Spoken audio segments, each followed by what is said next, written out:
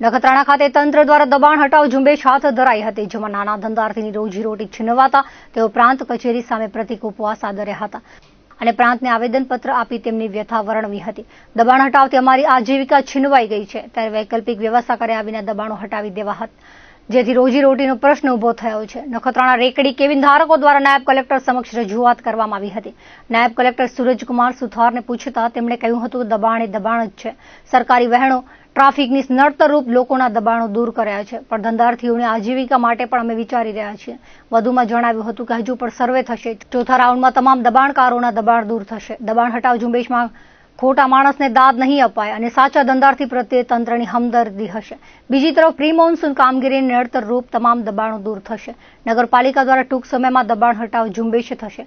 250 થી 300 રેકડી કેબિન ધારકોએ નાયબ કલેક્ટર કચેરીએ પહોંચી આવેદનપત્ર પાઠવી વ્યથા રજૂ કરી હતી. કલેક્ટર કચેરીની સામે નખત્રાણાની અંદર જે દબાણ હટાવ ઝુંબેશ ચાલી રહી છે તેની અંદર નાના ધંધાદારીઓ અમુક ભોગ બન્યા છે અને બીજાના ઉપર પણ લટકતી તલવાર છે. તો એના અનુસંધાને આજે કલેક્ટર કચેરીની સામે અમે પ્રતિક ઉપવાસ આંદોલનની અંદર જોડાયા છીએ.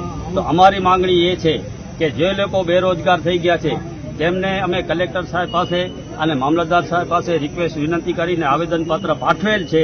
તો અમારી માંગણી છે કે જે નડતરરૂપ ન હોય, પાણીના વેણ ઉપર ન હોય, એમને ધંધો કરવા આપે અને અમારી આજીવિકા ન છીનવાઈ જાય અને બીજા લોકો ઉપર પણ આવી રીતે દબાણ હટાવવામાં ન આવે અને દબાણ હટાવ બંધ થઈ જાય એવી અમારી સાહેબ પાસે વિનંતી કરી છે અને અમને સારો પ્રોત્સાહન પણ આપેલ છે અને આશ્વાસન આપેલ છે. તો અમે સર્વે અધિકારીઓને આવેદનપત્ર આપેલ છે અને રિક્વેસ્ટ વિનંતી કરેલ છે અને અમને સર્વે પોલીસ ખાતા તરફથી પણ અમને પૂરો બંદોબસ્ત મળેલ છે અને આપણે શાંતિથી અહીંયા ઉપવાસ આંદોલન પર ઉતર્યા છીએ. નખત્રાણા પ્રાંત અધિકારી કચેરી સામે પ્રતિક ઉપવાસ ઉપર ઉતર્યા છીએ. તમામ રેકડી ચાલકો, કેબિનવાળા સંપૂર્ણપણે બંધ રાખીને આજે ગામના અંદર ટીપો પાણી પણ પીવા નથી પડતું. રેકડી કેબિન, ચાની હોટલો ઉપર આજે બધા એક સંગઠન થઈ ને જે પણ અત્યારે ઝુંબેશ કરવામાં આવી હતી તે અનુસંધાને ઘણા ધંધા બેરોજગાર થઈ ગયા છે. નીચે રોજ-રોજનું કમાવનાર અને રોજ-રોજનું ખાનાર વ્યક્તિ બહુ એકદમ જેને તકલીફ પડી છે.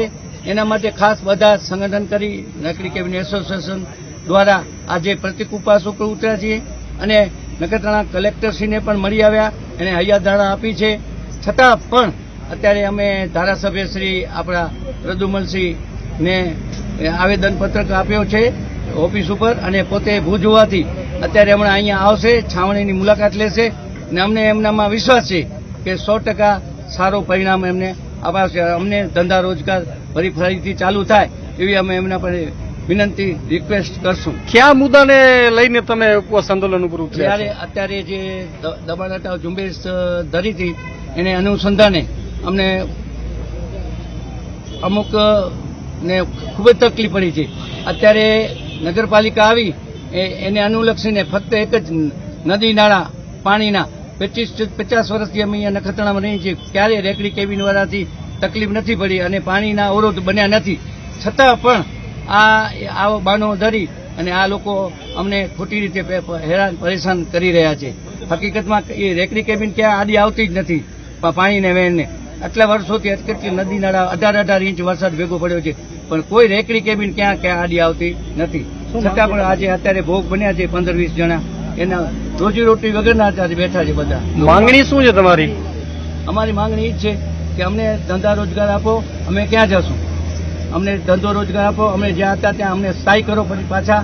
સમજ્યા? એ અમારી મૂળ માંગણી છે. અમે અન્યાય થયો છે અને ન્યાય માટે લડીએ છીએ. અમને ન્યાય આપો આપી છે. સાથે સાથે એને એમે પણ કીધું છે કે હજી અમે રૂકજાવ નથી, હજી અમે ચાલુ રાખશું આગળ. જે 7 મકાલાવાળા છે એની ટૂંક જ સમયમાં, એટલે સમય કેટલો એ નક્કી નથી, એને સેટ કરશું, ગોઠવી આપશું ને બાકીના જે ભોગ બન્યા છે એના માટે થોડોક ટાઈમ નીકળશે એવી હૈયાધારણા આપી છે અમને.